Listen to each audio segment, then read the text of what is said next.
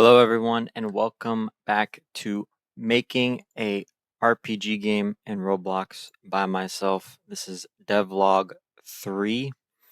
Again, as always, before we get into it, I just want to say thank you again for all the support, all the likes, the comments, the people who subscribed, and the views. I'm actually I wasn't expecting. We almost got double the views of the last video within half amount of the time.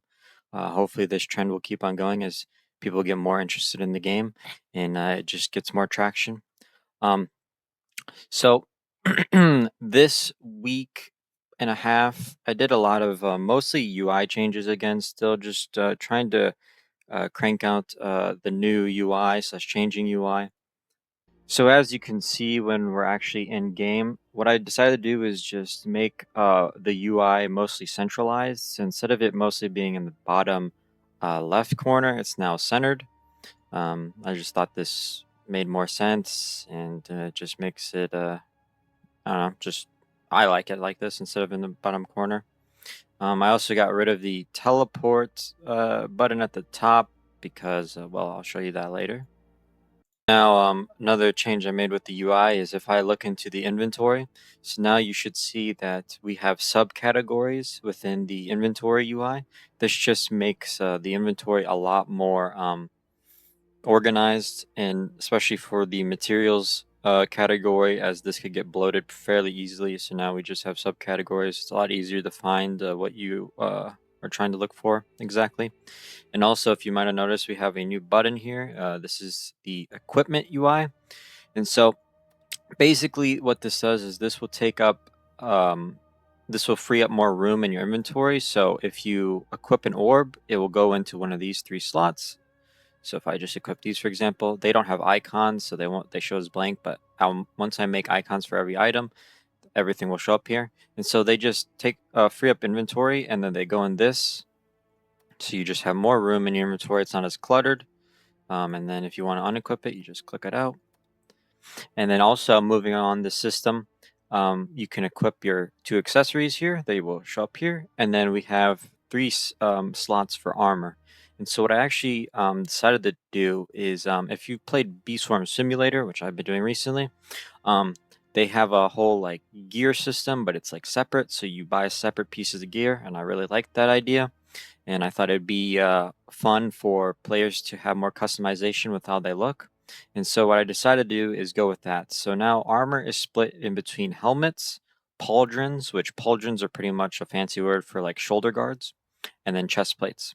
So if I equip some, so for example, the new stone armor set. So if I put on a stone helmet, I'll only have a stone helmet on, and it will show up right here. If I put on my pauldrons, now I have my pauldrons on. And then if I put lastly the chest plate, now I have the chest plate on too. So now I have the full set on. But you can mix and match it. So for example, say if I wanted to put an iron chest plate on instead, bang, now I have an iron chest plate on. So it's just like that. Over time, you get incremental upgrades as you buy the different split of armor. And yeah, I really like this. And the only issue now is I have to go through all of the armor sets in the game, split them up into three, and then make upgraded versions of each of them. So that's mostly what I'm going to be doing from like the next week onwards, alongside just adding more changes to the map, improving the terrain, adding way more NPCs, more quest lines, etc. Since I've got most of the main bulk of what I've wanted to change out of the way. Speaking of NPCs, so if I go over to here, so what I've actually done is added a new model for the potion brewer NPC.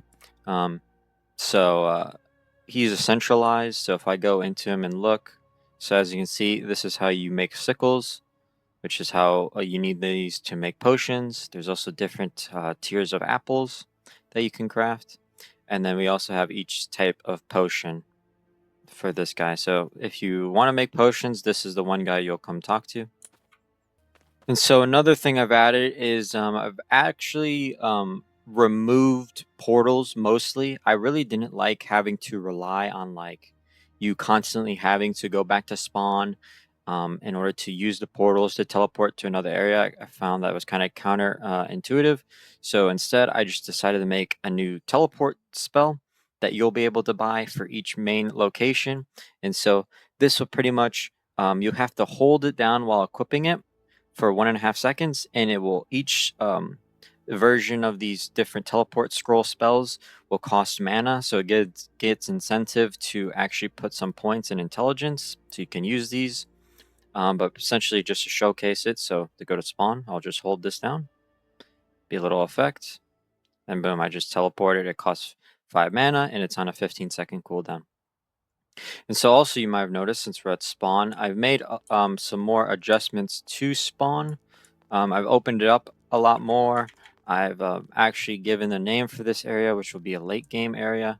It's called the Inner Sanctum. So pretty much this entire area, as you might have seen in the other devlogs, you'll go through it. I'll have enemies, ores, and then once you get to up this point, you'll go along here, you'll go up, and then you'll go a whole like obby sections and parkour up, and so you get on top of this area, which will then lead to like that portal, or it will lead to this door once I implement that in a future installment.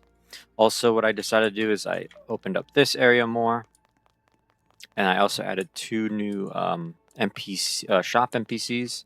So now we have a potion merchant. So if you don't want to make potions, you can just buy them. It's another gold sink. And then we also have a material merchant. So this is where you'll be able to buy mob drops or ores in case you need a few.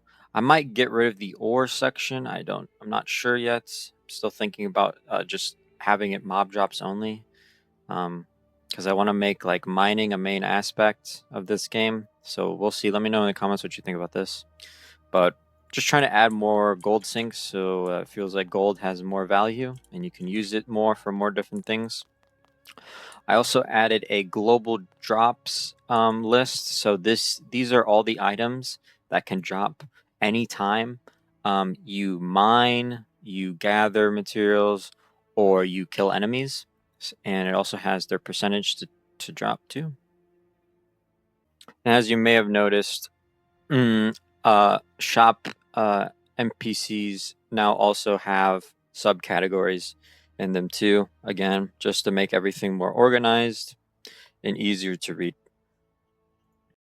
So yeah, that was all I really got done this week and a half. Nothing really too crazy. Just just more like quality of life changes.